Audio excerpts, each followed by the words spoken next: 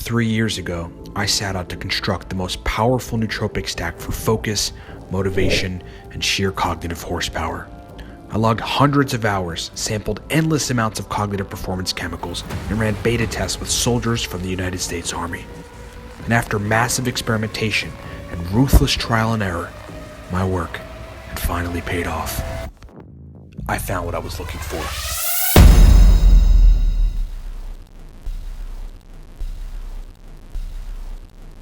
You know, we just put an ad out on the subreddit, the Nootropic subreddit for the Cortex stack, because the stack is blowing up all around the world. I mean, the reviews we're getting, you would almost think that we're lying because they're so...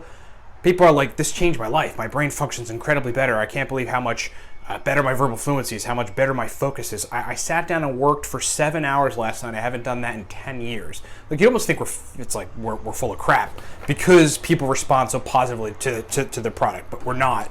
Uridine and CDP choline in the quantities we've got them in this compound work pretty synergistically together to improve neurite outgrowth, phosphatidylcholine synthesis, acetylcholine quantities, dopamine receptor density, dopamine functionality, and uridine even inhibits GABA to some extent, kind of like modafinil does. We actually targeted a natural form of modafinil with the Cortex stack, and that's probably why we're getting such good reviews on it. So on the Reddit ad that we're promoting the Cortex product on, we talk about how effectively our beta testing testers wanted us to create a stack, comparable to modafinil. We say on it, like, experience mental dominance, experience mental prowess. So if you want to experience mental dominance and mental prowess, Cortex is a stack. I'm an entrepreneur. I've been so for 8 years. I made it for people that need to use their brain a lot. So it's not subtle. You're going to notice it if you respond well to it. We just got hit up recently with a guy named Ben who is in the restaurant industry and was like, man, I gotta take orders. People that work in the restaurant industry do a myriad of multitasking tasks throughout the course of their time, their shift. It's basically insane. Their brains have got to be sharp the entire time. If their brains aren't sharp, forget it. They're not gonna do well that night. And a guy from our channel bought the stack, works in the restaurant industry, and was like, dude, I was just like on fire. Thing after thing after thing after thing, my brain was working well. Hats off. So thanks for that review, by the way, Ben. And look, I mean, our customers speak for the product, reviews speak for the product, except for the fake reviews that are out there, because there are a couple, because there's competitors that know our stack is good and gaining traction, trying to sabotage us. It's very immature. Just be better. Just be better than us. You know what I mean? And that's it. Secure a bottle of the Cortex stack at livecortex.com, livecortex.com. Don't wait. Some of you guys are waiting to get the stack. Stop waiting. Experience mental dominance. Secure a bottle of the Cortex stack, livecortex.com. All right, so let's talk about Vinpocetine. We never talked about this. I like these kind of compounds, natural compounds that do cool things in the brain. Vinpocetine basically improves oxygen and blood flow in the brain. Vinpocetine is it's a natural nootropic. It's on the generally recognized as safe list, so you can get it at a supplement store. You're probably not going to be able to get it at like your grocery store that has a supplement aisle. Supplement store. You can order it on Amazon. It's officially a nootropic because it's not working on neurotransmitters necessarily, but it is working on oxygenation and blood flow to the brain. I'll get to the mechanisms in just a second. I'm going to print out here on a PubMed study called Mechanism of Action of Vinpocetine, but I just want to kind of briefly talk about my experience with Vinpocetine. Interestingly, and I say interestingly because it doesn't seem to work on any neurotransmitters, when I take Vinpocetine, I have a better working memory. I've got a little more energy in the brain, right, because I've got more oxygen flowing in my brain, and and a better blood flow functionality. But maybe the mechanisms which we're going to read about here will explain why I've got better working memory. But there is no question about it. I sort of have an aniracetam or triacetyluridine. Triacetyluridine is a little more bioavailable version of uridine monophosphate compound that works on a bunch of cool things in the brain. Uridine's in our stack, Cortex, very, very powerful nootropic compound. And triacetyluridine and aniracetam give me a very cool working memory benefit. And Vinpocetine does the same thing with the addition of a titch of additional brain energy. And it lasts for quite a while. I mean, 2 to 3 hours or something, and then traces of it for an hour or two thereafter. Pretty powerful. You only have to take 5 milligrams of the stuff. Very small doses, and it starts to work. So here's the mechanisms of vinpocetine and some, just a little bit of a background for those of you who are interested in the details.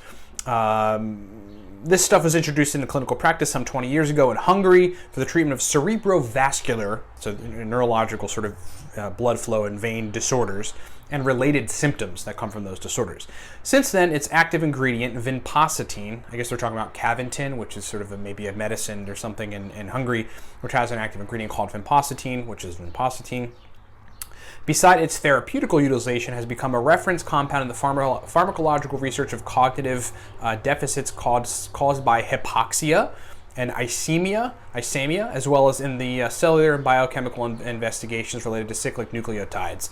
In this review, a survey is given. Well, let me try to get to the relevant stuff. Early experiments with vinpocetine. So basically, they just explained how it increases oxygen and blood flow in the brain and protects the brain from instances where you don't have oxygen and blood flow to the brain, proper oxygen to the brain, in the case of, I believe, hypoxia. With vinpocetine, okay.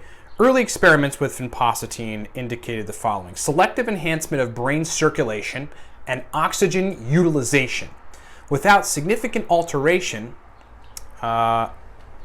Without significant alteration in parameters of systemic circulation. Increased tolerance of the brain toward hypoxia, so allowing the brain to better deal with the lack of oxygen if it needed to, meaning sort of making more oxygen available. Anti-convulsant activity, pretty interesting, might be interesting for epileptics. Inhibitory effect on phosphodiesterase enzyme and improvement of rheological properties of the blood and inhibition of aggregation of thrombocytes. Not sure what any of that means. Later studies in various laboratories confirm the effects, including demonstrated that vinpocetine offers significant and direct neuroprotection action. Neuroprotection action, both under vitro and in vivo conditions. So in the petri dish and also with live mammals, probably rodents, perhaps humans. I'm trying to think if there's anything else relevant here.